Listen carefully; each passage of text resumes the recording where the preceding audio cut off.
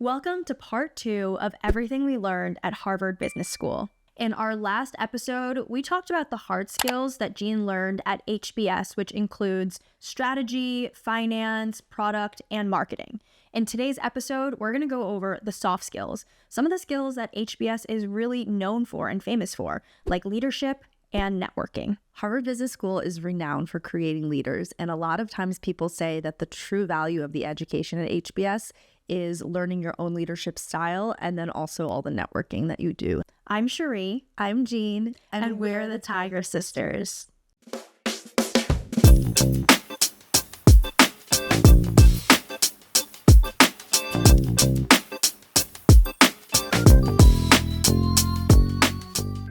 If this is the first time you're meeting us, here's a brief introduction. Jean is my older sister. She graduated from Harvard Business School in 2017, and she's had a kick-ass career well before that as well. So she worked in finance as her first job. Coming out of undergrad, she was at Goldman Sachs, and then she transitioned her finance career into tech. She was a product manager at the gaming company Zynga, and then she went to business school. After business school, she led product augmented reality monetization at Snapchat. And now we're working on our entrepreneurial journey together, trying to make all these institutions and industries that we worked in a little less gatekept so more people can learn more about them. I'm Cherie. I just recently graduated from Stanford's business school back in June, and we're now in this new chapter of our life together. So we hope you enjoy this episode and check out all of our other videos in this season and also in the past seasons of Tiger Sisters. And we're going to get started right after this break. Hey guys, quick break to let you know that we now have merch on sistersmatcha.com. We have sweatshirts and t-shirts that we designed ourselves. Go check it out. And please rate us 5 stars on Spotify and Apple Podcasts. These ratings are so important for the distribution and survival of Tiger Sisters podcast. Thank you for your support. Okay, now let's get started on leadership. It is one of the biggest pillars at HBS, if not the biggest pillar. We studied all sorts of leadership theory at HBS, from the classic command and control style to the more modern servant leadership style. And we're going to dive into the top styles of leadership today, how they affect different companies, walking through examples of different leaders at different companies, and also kind of talk about how you can apply it in your life too. I am so excited to talk about this because it seems kind of like squishy, but there are 4 common leadership styles that we're going to outline. And it's like actually really important because different leadership styles directly impact the culture of a company that you work for, how people think about performance, and how they grow in their career. So this is actually really important to talk about. And performance translates to stock price. Enter the cha-ching. Enter HBS. Cha-ching sound effect. Yeah. So the first style of leadership we're going to talk about is servant leadership. Jean, why don't you kick us off? So the idea of servant leadership is to actually sort of flip the idea of leadership on its head and kind of subverting the hierarchy, where when you're the leader, you approach leadership as serving everyone who actually works for you. So what does that mean? One really good example, we used Starbucks in our previous episode. Let's use Starbucks again. So Howard Schultz, who was the CEO, longtime CEO of Starbucks, left. They brought him back. Like, he's kind of a legend. Yeah, iconic. He's iconic. And he's also iconic for sort of being the star of a lot of HBS cases, actually. But Howard Schultz is a pretty famous instance of servant leadership. And he really employed servant leadership not only in the way that he actually led his employees from the day to day, but also in how he structured the policies of his company. So he was one of the very first people to give benefits to even part-time baristas. And that was very much aligned with the company values and the company culture of creating the idea of a third space. So he wanted to create a third space not only for his customers, but he wanted his employees to feel that as well. And he was like, they can't feel that and they can't create that sort of comfortable space for customers unless they also have amazing benefits. Yeah, I feel like this is the epitome when people are like, leaders eat last. Like, this is the actual... Do people say that? It's the name of a very famous book, but also people say, like, people who are talking about servant leadership are like, leaders should eat last. And a lot of my classmates who came from the military actually had this mindset as well. Like, I think a lot of military folks come out of their training and they're like, okay, this is the type of there's the leadership where you're like up in the front, like leading people, but then also it's actually more empowering at times when you're like leading from the back too, because then you're empowering your employees or your team to drive forward your mission. Like you don't even have to be at the front and like be, you know, dictating anything. Yeah, it's actually very powerful when employees, especially line employees, see you doing the things and see you also like changing the printer cartridge or like doing simple things that sort of illustrate, hey, I'm in here in the trenches with you guys. Like I'm not above any one task just because I'm your boss. I'm here doing it with you too. It's actually the type of leadership that I enjoy the most. Yeah. Like when I was working with my engineering team and my design team at LinkedIn, it's not like I was just like telling people what to do. I was doing it with them. So we're like co-creating together. And actually one of my bosses at LinkedIn, Albert, he also employed servant leadership. And as like a gift to me when I got promoted is that he gave me 2 terracotta soldiers. What? Like, you know, like from China, like Where from are China. they? They were they're at home here somewhere, but like they're like these small miniature soldiers that like one was standing up and one was like kneeling down, and he's like, I give these to you, congratulations on your promotion, like remember servant leadership is how we serve. What? I know. So This like is such good lore. this is like I don't even remember. I don't think you've ever told me this story. and I had it on my desk for the longest time at work, so it's this is actually very meaningful for me. So I'm glad we're Albert talking. is such a W boss. I know, he's such a good boss. I can't believe he gave you. He gave me 2 terracotta soldier statues, like literally miniature. And they sat at my desk to remind me of like servant leadership. Oh, that's Yeah. so beautiful. So I think it's also like a really hot phrase nowadays. So if you're taking anything away from this episode, like you should know like servant leadership is like kind of like very buzzy and people are very excited about it. Yeah, it's a good term to like throw into the conversation, actually, if you're talking about leadership styles. Servant leadership.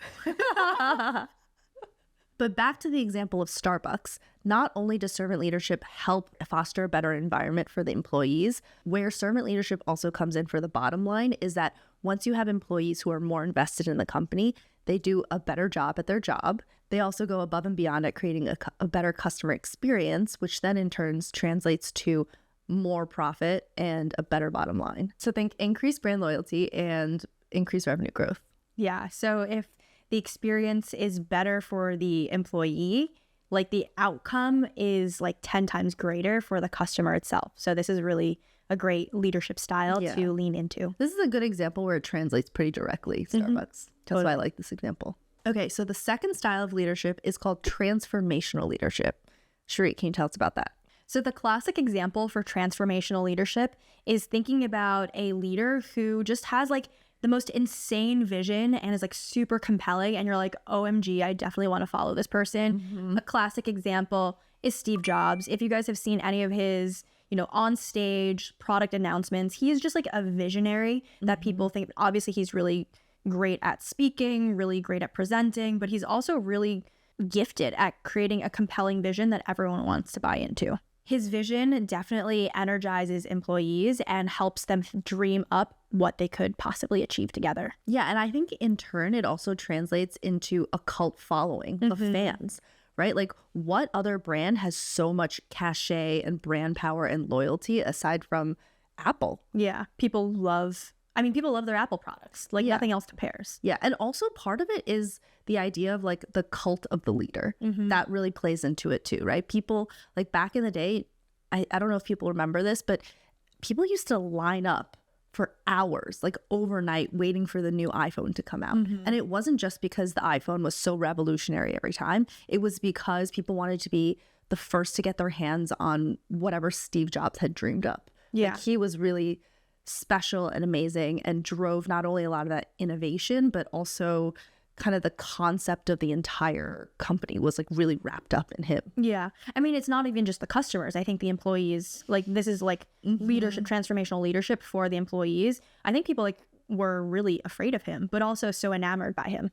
Yeah. People would talk about how he was so magnetic. And when he like looked you in the eye, he could compel you to do anything, like just by like looking at you in the eye. And you'd be like, Steve, that's not possible. I cannot possibly make that deadline. He would look you in the eye and be like, Cherie, yes, you can. I believe in you. Hey, I'm over here. What are you? I was looking into my camera.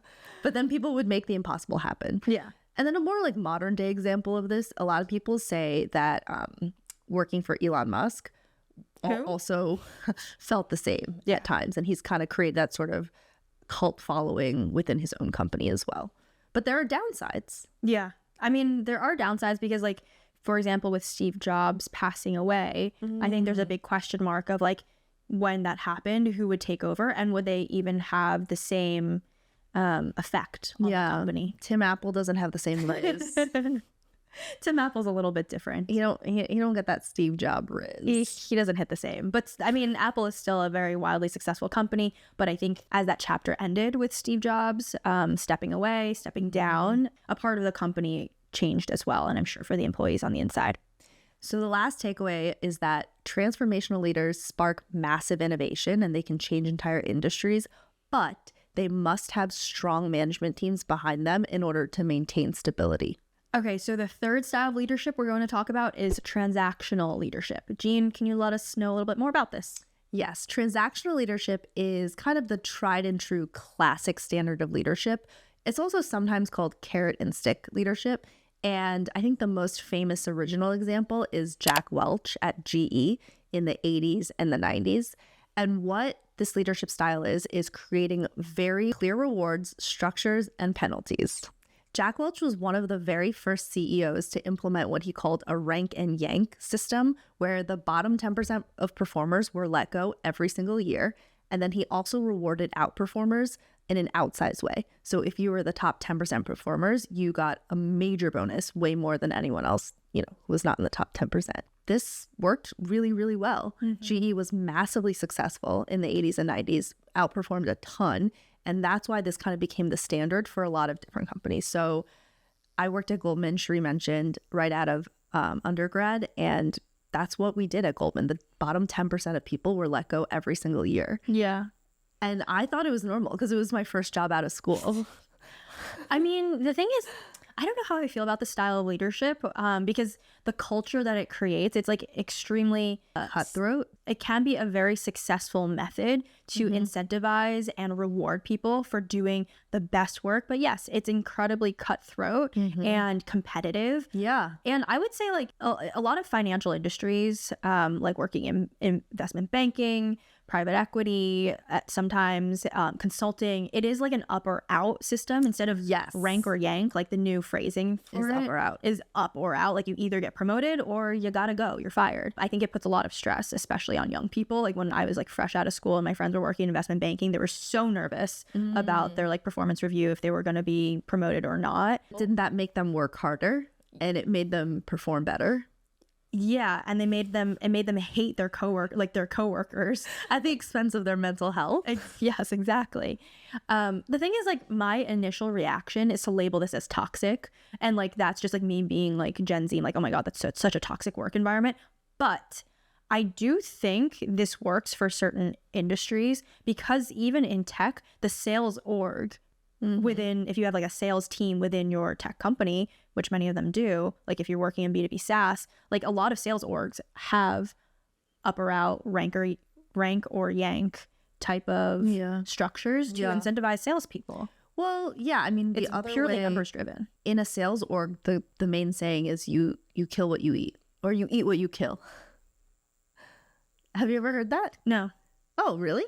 Yeah. Oh, you eat what you kill. So basically everything you do is accretive to you. Yeah. But you don't really get any necessarily like benefit of the doubt otherwise. It's like bring in the money or leave. Yeah. Like the reason you're here is to hit your quota or exceed your quota. It's just like so numbers driven that at the end of the day, if they haven't hit their metrics or closed a certain number of deals. Yeah. There's just no like allowance for, I guess, extenuating circumstance. Yeah, the way that I feel like other organizations within a certain company might have. Yeah, I think also, you know why? It's because in other parts of the org, like in product or engineering or whatnot, they work on much longer term projects, which take longer than a quarter, can take longer than 2 quarters, can even take multiple years to see results. So it's harder to judge them on such discrete metrics versus a lot of times most of the times, sales orgs are judged within the quarter. Yes, that's right. It's within the quarter. So you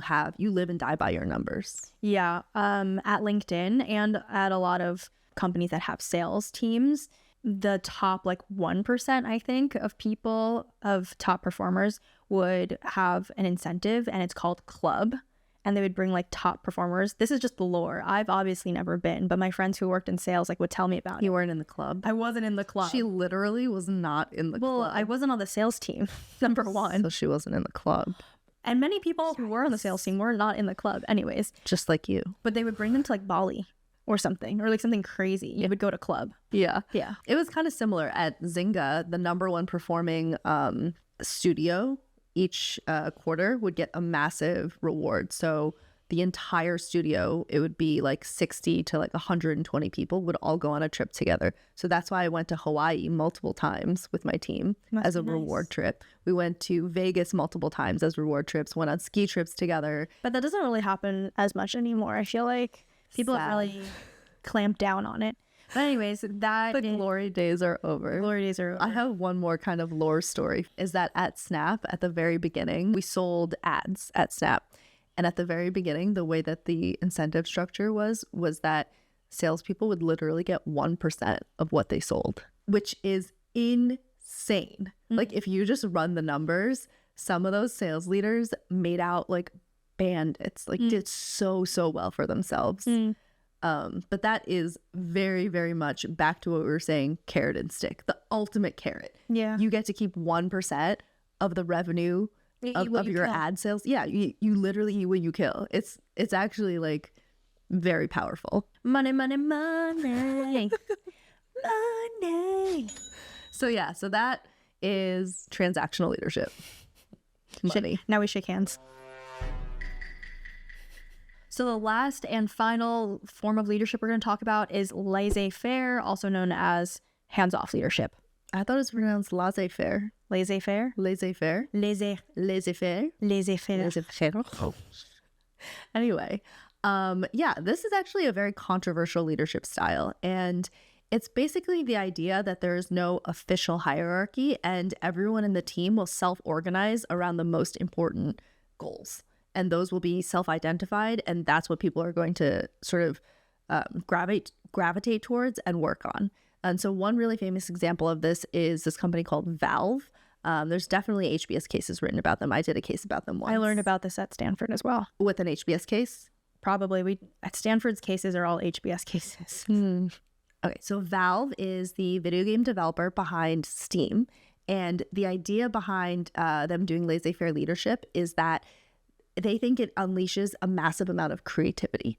And the idea that people can sort of socialize and put their energy into whatever projects they deem the most important, that kind of creates this like massive, explosion of creativity. And people are doing all these things that never would have been sort of come up with if you had ahead of time done like a major strategy exercise and, sort of had top-down leadership deciding what people focus on. Yeah. So it's pretty controversial, I think. Yeah. My 2 cents, nobody asked. My 2 cents. What are your 2 cents, Cherie? My 2 cents on this leadership. I'm like, when I first learned about this, I was like, this is dumb. I was like, why would anyone do this? Obviously, it's worked well, but I think it's just so dependent on the company culture. Obviously, like the style leadership affects the culture affects the leadership. But like it really requires like fast moving people and people who take extreme ownership and want to like, if there's no one telling you what to do, you need the type of personalities working at the company who will then take the initiative and take it on. I think coming from a big tech company, my experience is that like it can feel very complacent. And if you don't have people on the team who are like willing to step up, rise up and take responsibility, then it like everyone's kind of like looking around and be like, what do we do? And so like I've worked on teams like that, and I'm like, I just don't see this happening on like the teams that I've worked on. However, like in a different circumstance, different people, different industry, it could come together. But my initial reaction was like, what? Nothing would get done. She said, rise up. Rise up. Rise when you're living on your knees, you rise up. Anyway, I think I could take the devil's advocate to that a little bit. Being devil's advocate. I love being She's the devil. In smaller teams, it can work really, really well. smaller teams where you have a lot of trust and there isn't any hierarchy. And what I'll say is maybe in our company, in a lot of ways, we are laissez-faire leadership. Yeah, a company of two people. I agree. Yeah. But like, it's not like I am in control of what you do and you're in control of what I do. So if you expand that even beyond us, like let's say there were 6 more people in our company that were sort of equivalent to you and me, where we have the same level of trust in their competence. And we can say like, hey, this is your area of ownership and go ahead and run at it. You could see how this could eventually expand. This takes extreme ownership. Trust. And extreme trust. Yeah. And extreme delegation. And I think it is extremely fragile. There's no delegation. The point is that there's zero delegation. You just delegate to yourself. Sorry, then I take back extreme delegation. Collaboration, I guess. No, I guess extreme delegation is what I mean. But I see your point where I'm just like, I'm not going to handle this. You handle it. And then they go running with it. But I wouldn't even be telling someone to handle it. It's not delegation. It's ownership. Yeah. It's extreme self-ownership. This makes me want to throw up. She's so big techified. I know. She's so all she knows is structure, and she just wants to be told like, how do I excel? And she wants everyone to just play their role. Well, actually, I don't think that's quite it. I think it's more that I'm just cynical. I think I've just seen a lot of people rest and vest. And so if I were working on a smaller team where everyone's in it and everyone's collaborating and has as much to win and to lose, I would feel much more safe. I've worked with people who are just like, who made her feel unsafe, who are just complacent. And I'm like, who are not hungry. I'm friggin' hungry to like win and to get it. And if you're not hungry, then I'm like, then this is not going to work. She hates complacent people.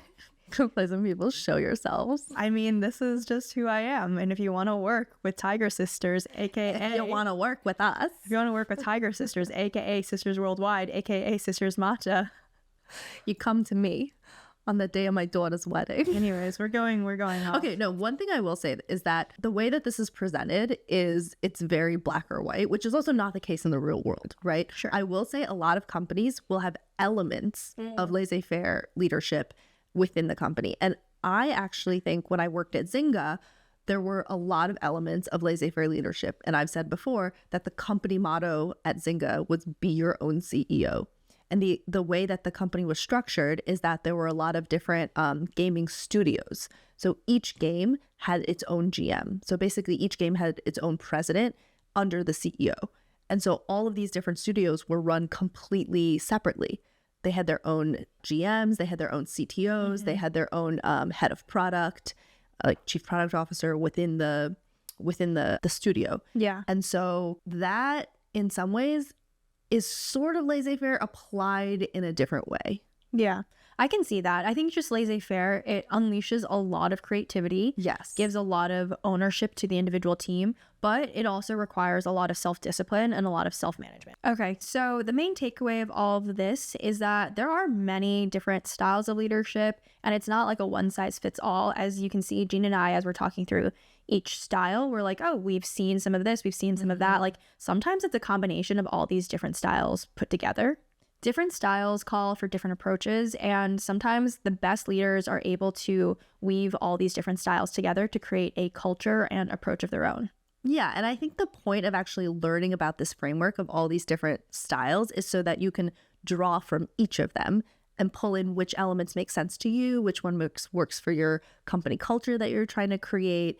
And I think the other thing to keep in mind is that it's not one size fits all for even the company, right? So depending on what stage your company is in, let's say you're a really early startup like Cherie and I, it actually makes sense to be laissez-faire, right? Like we don't need to create some crazy structure between the two of us because when's my bonus coming?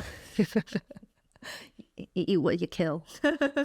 Because it's just the two of us. Yeah. But once we start growing and we have more people, then maybe we do want to transition to transactional because then there's actually a rubric and people understand what they have to do in order to be perceived as or to be measured as successful, right? And then maybe from there, that's what sets up the base where you can actually have transformational leadership come in, right? That's when you say when people really understand what their roles are and what they're supposed to do, then you could say, this is what we're aiming for. Like we are sort of aiming for the stars. We're trying to do something that's never been done before. And we need you guys to actually go above and beyond what is stated in your roles in order for us to all do that together. So yeah, depending on the stage of your company, depending on the industry of your company, depending on your own personal style, the idea is to take all this, what you've learned, and then use it for yourself. Okay, now moving on to our next section, which is networking. Networking is often considered the biggest intangible benefit of an MBA, especially at Harvard. The idea is that at HBS or at GSB or wherever you are, you're surrounded by peers who are all investors, future leaders, operational kind of experts, and you're just building these organic relationships with them. And the idea is that you kind of start building together in the future. I mean, a lot of people go to get their MBA because of the network. And this is like, I'm going to give you kind of one example of how that might play out and how it has played out with our startup, Tiger Sisters Podcast and Sisters Worldwide, which is what we're building together. When you're going to get your MBA, there are like 3 things you should think about, if especially you are starting a company of your own. First is the network of your classmates. The second is the network of the faculty and professors you're surrounded by. And third is the network of alums and potential investors. So for the first category of like network is like your classmates. These are, like Jean mentioned, like brilliant people who have been like so highly vetted and have done amazing things in their career before coming to business school. Like, for example, since I started this podcast, the idea of podcasting when I was in business school, I was able to ask my classmates to be on my first ever podcast, which was Cherie's Corner before we had Tiger Sisters.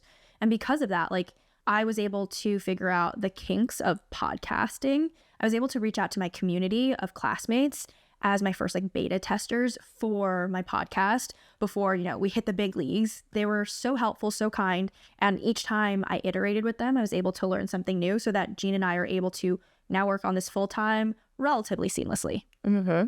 The second network that is super helpful and useful, actually invaluable at business school, is faculty support and also professors. So in my last few quarters of business school, there's like 2 examples that come to mind. Like one, I was able to ask these incredible lecturers and professors, Joel Peterson, Glenn Cremon, who are iconic professors of mine who I've had the privilege to learn from, but they were on my podcast, which was so amazing. And also the second example is that I worked with another professor, lecturer at Stanford, Allison Kluger, whose specialty is in media and entertainment. And so she and I were able to work really closely over my last few quarters as I pitched her the idea of, you know, working with my sister in entertainment after graduating. And so their advice, their experiences, like, I don't know how else I would have been connected to such amazing industry professionals outside of Stanford's business school program. And the third type of networking that people usually do at business school is with alums and investors. Many times the alums are the investors. Yeah, another example that happened just last week is that recently some companies have reached out to Cherie and I with different business opportunities of ways they want us to collaborate and work with them together. And they were in industries that candidly we know nothing about. As you guys know, we have Sisters Matcha, but that's all been totally new to us. Neither of us have ever worked in CBG or made anything remotely that you can hold in your hand. So last week, I actually was like, who do I know that's in this industry? And I realized one of my really, really good friends is, I want to say, one of the foremost experts in this kind of new-ish industry. And I literally just texted her and I was like, hey, can I show you this contract that they sent us and get your thoughts on this? And like, this is what they offer. This is what they had in mind. This is what seems weird to me based off of my business intuition. This is what I think I'm surprised by. This is what, and we just basically texted. She looked it over. She even made a tiny little spreadsheet for me in like 5 seconds and sent it over. And she was like, hey, this is how I think the math would work out. And I was like, wait, so you did, like, they didn't include this in the profit aspect? Anyway, I'm not telling the story well, but the whole point is that I was able to text her and she came back to me and she was like the most valuable advisor I could have possibly had in the world. Like, it's just so cool. And I was like, oh my God, thank you so much. This is so helpful. And she's like, yeah, no problem. Like, I'm sure I'll ask you for help sometime in the future too. And I'm like, yeah, I'm sure you will. I mean, I think it's also not only just having access to this network too, it's really how you kind of make use of it, and not only like you receiving help but also providing help to the network as well. And so it's like awesome to hear that you and your friend have kept in touch and are able to lift each other up in different ways. Yeah, totally. And I think it's not just access, it's very casual access, right? Like this person that I texted, she's my good friend. And I didn't really think twice about texting her. I wasn't like, oh, like, should I reach out? Should I not reach out? I was like, hey, dude, look, what do you think? You know, and it's actually fun to help each other with areas of your own expertise. Like if somebody texted me something and I was the exact perfect person to help them with their problem, I would be really excited to lend my expertise to them. Yeah. You know, it's actually like really fun to help your friends out and fun to help them succeed and vice versa. So it kind of goes back to, remember when we interviewed Imran Khan and he said, you're not really my friend unless I can just text you, unless I have your phone number and I can text you anytime and you respond to me pretty much right away. Yeah. That's kind of the case here. I think that's also why it's powerful. It's like not just having these people in your like second, third degree network. It's having all these people that are really impressive and amazing and just being able to reach out very easily and casually and knowing that it's reciprocal. Absolutely. Okay, so Cherie, can we get a little bit tactical here? So how do you actually go through the process of, I guess, like networking? Even if you've met these people, how do you be more intentional about maintaining your relationships? Yeah, I think networking is all about intentionality. It's like so easy to kind of sit back and just like wait for it to happen, but you have to like be very mindful of how you go about it. And it's honestly one of the things that I really enjoy, which is kind of like sick of me, but like I really like it. So like whenever it's just her personality. It's kind of my personality. Like whenever I have like I'm it really is. Whenever I'm reading an article and I was like, oh my God, this would be perfect for Glenn Cremon, like my one of my lecturers who I'm like super close with. He was the former editor of the New York Times for like 37 years. Yeah, dude, I love Glenn Cremon. He's so badass. He is a legend. Like truly so cool. I've only met him once, but I love him. He's like legendary in so many ways. But like if I like read an article, I'm like, oh, this is interesting. Glenn would love this. Like I'll send him that article.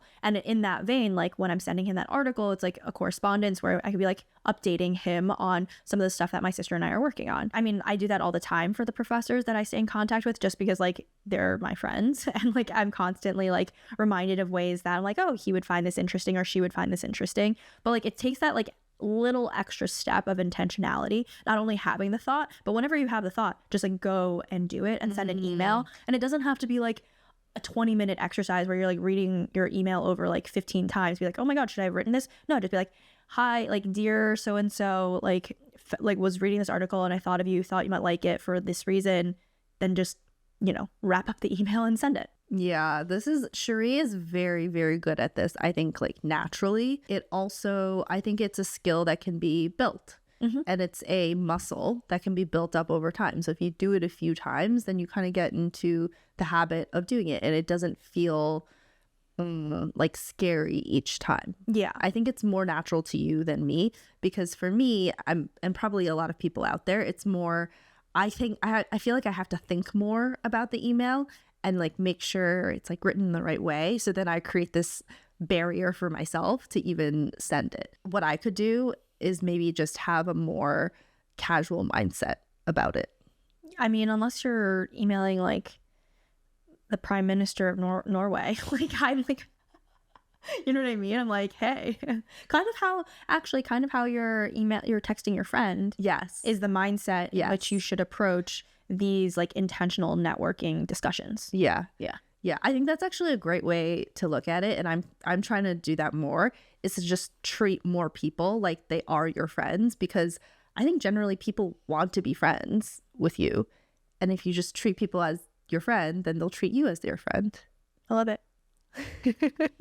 Okay, so last question on this topic is that how could you replicate this without having an Ivy League degree or without actually going to business school? Yeah, I think the most important principle is to make sure that you're offering help first before like receiving help. That is like one of the most important things about networking. I think networking gets such a bad reputation because in my mind, like a lot of people are like take. And like, that is not what networking is at all. Networking is so much more about giving than it is about receiving. You have to be willing and open to give help and open up your own network, open up your own resources before you even receive help at all. It's kind of how I think about mentorship as well. A lot of people, I think, go into mentorship being like, dear so-and-so, you're amazing, please mentor me. But mentorship is very much a two-way street. And before you ask someone for help, you also have to give help. Someone who's watching this might be thinking like, well, I'm just little old me. Like, what do I have to offer? Like, how can I actually help this person that is, 5 steps ahead of me in their career? And one example I would give is like, even for you, sending an email, of like, hey, I read this article. I think you would really enjoy it for XYZ reasons.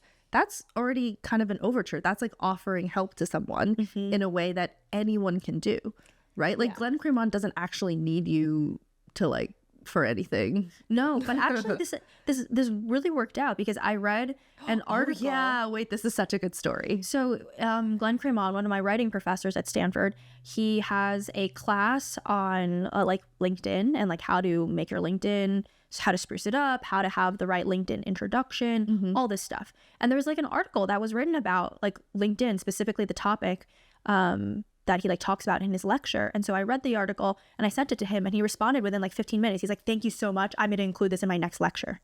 Like, it was just, that was co-professor. It was such an easy way to offer up help and offer up that, hey, I'm thinking about you. And it made a tangible difference in how he runs his life. Yeah. I mean, that's such a good example because like you could be like, oh, what could, Cherie, his former student possibly offer this like world-renowned lecturer who was also a world-renowned Times editor, New York Times editor. And like literally you helped him with his lesson plan. Exactly.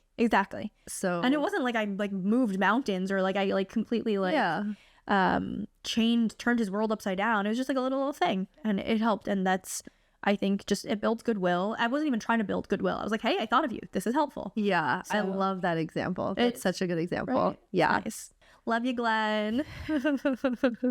Okay, guys, that's pretty much everything I learned at Harvard Business School about leadership and networking in 30 minutes. What a good overview, and the fact that you paid over $250,000, but you guys get it for free and in 30 minutes is great. And if you guys haven't seen, we have another episode. It's part 1 where we talk about more of the hard skills that Jean learned at Harvard Business School, and we go over that in that episode. Please check it out. Yeah, and also we did say this is everything I learned in 30 minutes. It's not literally everything. It's a good summary. It's a good summary, but we could also probably create like 25 more of these and they would all be accretive and you guys would learn a lot from it. So tell us your questions. Like, let us know what areas you want us to dive into more and what specific questions you have, what you want to learn about, and maybe we can answer them. Yes. And please remember to like, comment, and subscribe, and share this episode with someone who would find it helpful. We read all the comments. Let us know what questions you have, and we'll see you next time. Thanks. Bye. Hey everyone, quick break to share something special. Sisters Matcha. We've launched limited batches of ceremonial grade, single estate, single cultivar matcha, straight from the family farm Cherie worked on in Japan. It's pure, authentic, and crafted with intention. Head to sistersmatcha.com to grab yours before it sells out. Make matcha your daily ritual for lasting energy and focus.